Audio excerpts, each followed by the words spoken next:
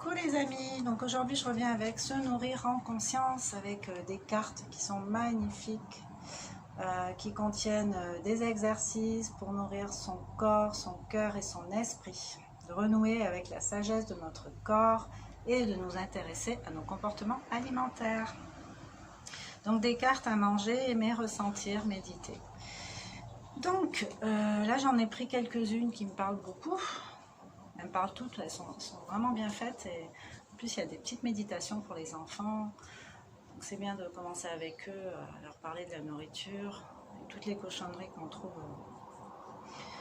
dans la grande distribution, ce serait bien de les sensibiliser un peu à leur santé, quoi. La santé ça passe, enfin le premier médicament c'est ce qu'on mange en fait. Donc, voilà, donc le bol de la sobriété, une carte à manger. Donc on vous conseille de vous trouver un bol en bois, enfin d'aller chez les artisans, ou enfin vous le trouvez, hein. Moi j'en ai acheté un dans un magasin, enfin un bazar, donc je ne vais pas faire de pub, mais c'est un bazar dont le nom ne commence pas par F, c'est une petite devinette, le bol de la sobriété. Et c'est vrai que moi j'ai acheté ce bol, donc il est en bambou en fait, puis à la base c'est un petit saladier, donc du coup il n'est pas non plus immense, et il contient juste les quantités dont j'ai besoin. Donc voilà, on vous dit, vous aidera à évaluer la juste quantité dont vous avez besoin, mais c'est ça en fait. Donc manger dans ce type de bol, dans un bol avec une matière naturelle, noble, c'est revenir vers plus de simplicité et de beauté. Le bol développe toute créativité et nous rapproche un peu plus de la nature. C'est vrai que moi je suis contente de manger dans mon bol en fait. Il est agréable, il met de la couleur, il met du relief. Je sais pas, il rehausse un peu ce que j'ai dans l'assiette. C'est très agréable de manger dedans, c'est vrai. Voilà pour cette carte. Donc, si vous achetez un bol en bois ou on vous conseille en bois, n'hésitez pas à commenter et à nous faire des retours. Ensuite, j'ai la carte La Symphonie des Sens. Donc ça, c'est une carte à ressentir. Carte à ressentir. Les sens s'expriment au présent. Invitez-vous quelques instants à contacter vos sens un à un. Les yeux fermés, détendez les zones suivantes par de légères pressions. Donc, le crâne, le visage, la nuque, les épaules, les bras, les mains. Sentez le contact de votre peau, de vos vêtements. Une fois que vous avez fait ça, humez l'air et sentez les odeurs. Essayez de ressentir s'il y a des odeurs autour de vous. Dirigez votre attention dans votre bouche, sur votre salive, pour la goûter, pour prendre conscience de votre salive. Écoutez les sons du dehors, les bruits de la nature, les sons de l'intérieur.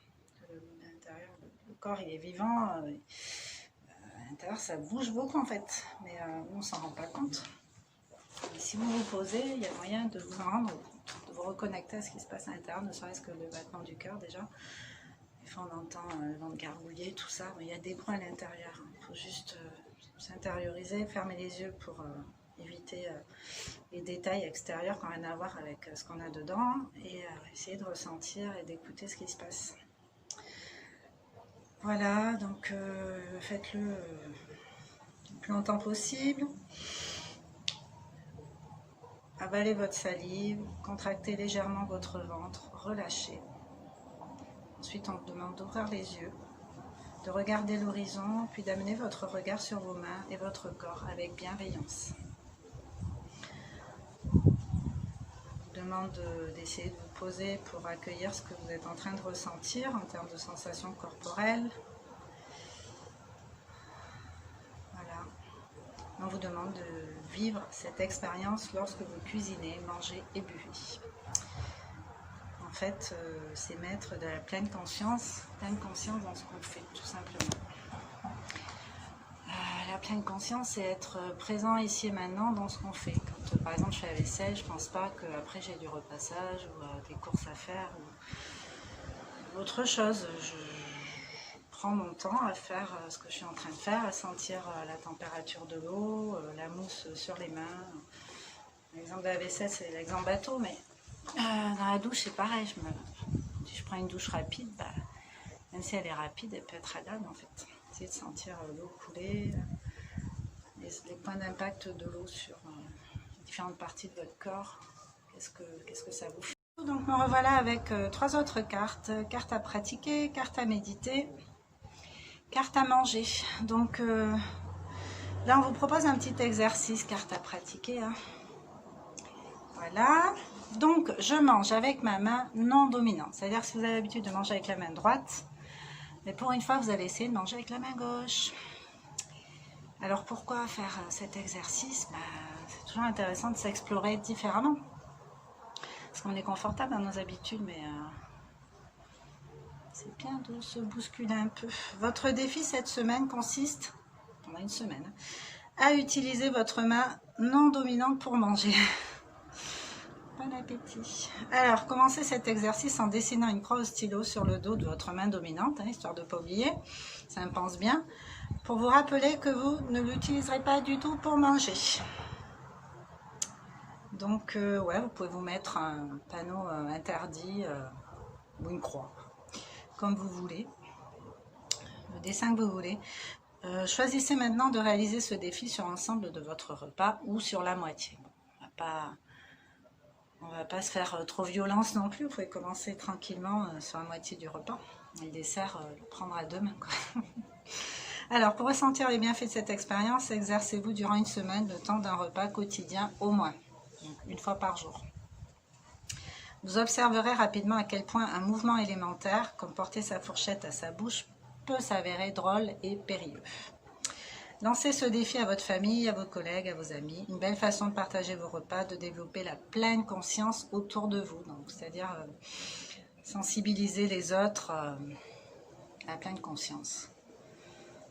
Parce que c'est vrai qu'on fait les gestes par automatisme en fait. Donc voilà, ça nous demandait d'être vraiment là, de se concentrer, d'essayer d'y arriver quoi. Alors, prévoyez de consacrer plus de temps à votre repas. Évitez de porter du blanc cette semaine-là. Sauf si vous avez un bon détachant. Ils sont trop drôles. Donc, voilà. Bon, ben, j'aime beaucoup cette carte. Elle me parle. Donc, si vous faites le jeu, ben, ce serait bien de faire des petits retours. Hein. C'est toujours sympa. Donc, voilà. Carte à méditer. Je suis ce que je mange. Exemple de carte, je ne vais pas vous la faire parce que la vidéo va être trop longue et mon portable a une faible capacité, là il est un peu trop plein. Alors, carte à manger, l'or bleu de mon corps. Celle-là, on va la faire. Donc, l'or bleu de mon corps, élément indispensable à la vie, l'eau qui nous compose à plus de 70% à l'âge adulte, joue un rôle majeur de purificateur, dissolution, drainage, élimination des déchets métaboliques. On parle bien de l'eau, hein, pas des sodas et tout le bazar. Alors, pour assurer son renouvellement, boire et manger sont des actes vitaux. Nous éliminons quand nous urinons, transpirons et respirons. Donc, on vous conseille de privilégier les eaux faiblement minéralisées, allant de 20 à 120 mg par litre, de minéralisation totale. La concentration en minéraux exprimée en milligrammes par litre figure sur les bouteilles. L'apport minéral est assuré par une alimentation végétale riche et variée. Voilà, et puis vous ajustez votre consommation d'eau en fonction des saisons, si vous êtes dans un pays où il y a des saisons marquées. Et à votre niveau d'activité, si vous êtes un grand sportif, forcément vous allez voir plus que celui qui ne fait pas trop de sport. Buvez en dehors des repas pour ne pas diluer les enzymes digestifs. Soyez conscient que l'eau du robinet véhicule entre autres des nitrates et des pesticides.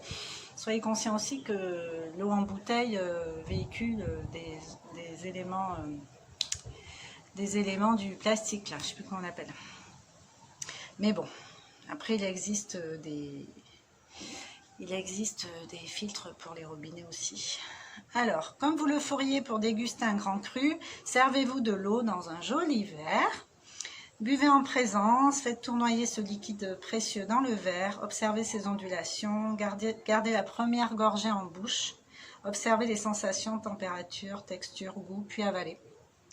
Ressentez la fluidité des liquides dans votre corps qui s'écoule comme une rivière revigorante et paisible. Donc ça, c'est vraiment avec le pouvoir de l'intention. Il y a le verre d'eau magique, je vous invite à aller regarder sur YouTube si vous ne savez pas de quoi il s'agit.